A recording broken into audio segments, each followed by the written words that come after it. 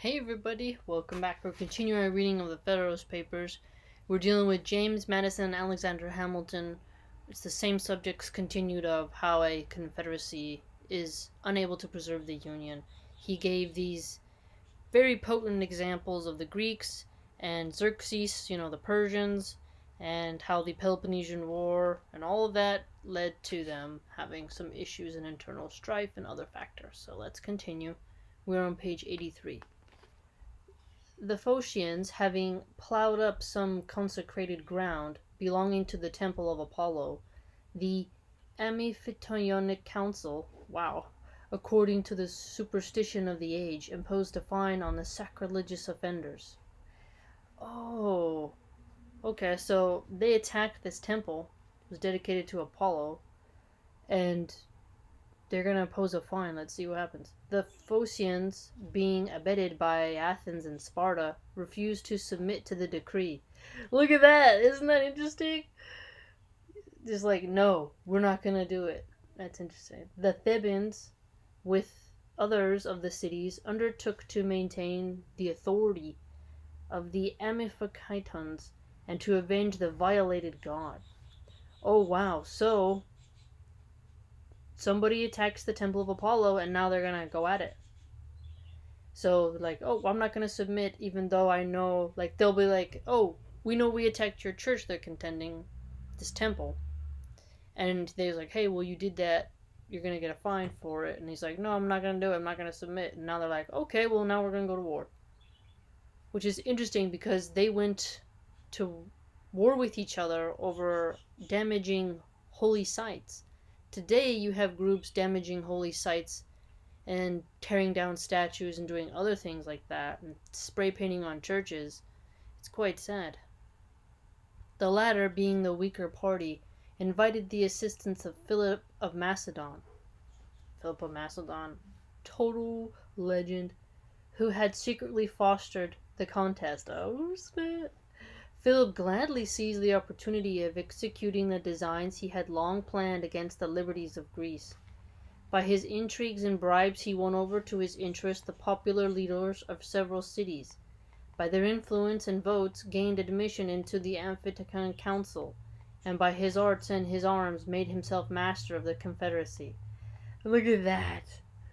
Look at that. So it's like, hey, he got them to fight with each other, goaded them into attacking the temple while they're distracted, doing their thing. He swoops in and, dishes out a little bit of money, gets real popular, and then gets to inside that council. I'm telling you. Such were the consequences of the false principle on which this interesting establishment was founded. Had Greece, says a judicious observer on her fate, been united by a stricter confederation, and persevered in her union, she would never have worn the chains of Macedon, and might have proved a barrier to the vast projects of Rome. Ooh, say it louder, say it. Oh my goodness, did you get what he said? Oh, look how well he said that. Observer, says a judicious observer of her fate, saying like somebody who's really studied and analyzed it and really thought about it, contends X, Y, and Z, right? So a stricter confederation, so maybe really followed their rules, and persevered in her union, so kept up their allyship, they would not have been enchained by Philip of Macedon. And he's using this example to show us why we have to be more than just broken states of a confederacy, and why the United States should be united in its union. Right? You get it? What a good example. Okay, further, let's look at this. And then when he says barrier to the vast projects of Rome, get that. He's basically contending if they would have stayed unified, Rome wouldn't have replaced them. They would have been able to match Rome and maybe submitted Rome and gotten even more glory, right? The Echain League, as it is called, was another society of Grecian republics which supplies us with valuable instruction. So again, valuable instruction. Studying the leagues of the past will show us what we need to do today. The union here was far more intimate and its organization much wiser than in the preceding instance. It will accordingly appear that though not exempt from a similar catastrophe, it by no means equally deserved it. Oh, snap. Deserved it, he says. The cities composing this league retained their municipal jurisdiction, appointed their own officers, notice that, and enjoyed a perfect equality. So municipal jurisdiction, that's interesting. We don't really think about municipalities all the time. The league retaining their municipalities, and then by maintaining their municipalities, they maintain their league's jurisdiction. Okay. Appointing their own officers.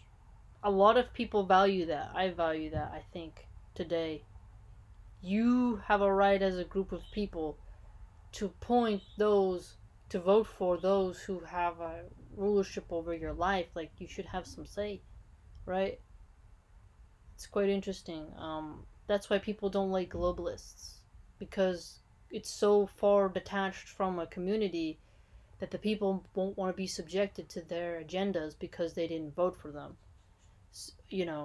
And other people argue that officers should be more appointed from the community. Your sheriff is appointed in such a way, but others say that should be expanded. They should actually be specifically sourced. And since the cop issue is causing us such internal strife, it's decaying our union, and we should look at that, right? Because we gotta fix our issues. So remember when he mentioned how the Athenians and Spartans did more damage to each other than what Xerxes could have done to them? Us not fixing our cop problem and our broken community problems is going to cause our union decay far worse than what China could do to us. You see what I'm saying? Now, we can argue about that, which is fun to argue about that. But again, there's a reason why James Madison and Alexander Hamilton are brilliant rhetoricians and politically minded folks, because let me tell you, the examples they're giving are very informative if you simply analyze it. The Senate in which they were represented had the sole and exclusive right of peace and war, of sending and receiving ambassadors. Sometimes I forget that ambassadors can be rejected.